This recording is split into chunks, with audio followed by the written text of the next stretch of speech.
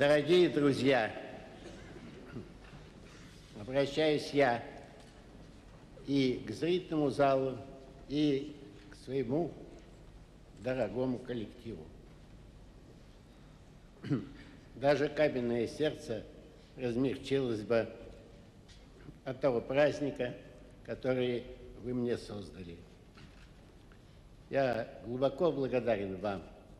И если я так возвышен, то потому что у меня есть крылья. Вот они. Без них я был бы как парус без ветра, как дирижер без оркестра. Поэтому я не могу себя отделить от своего коллектива, и все, что создано как бы мною, я сказал бы, создано нами.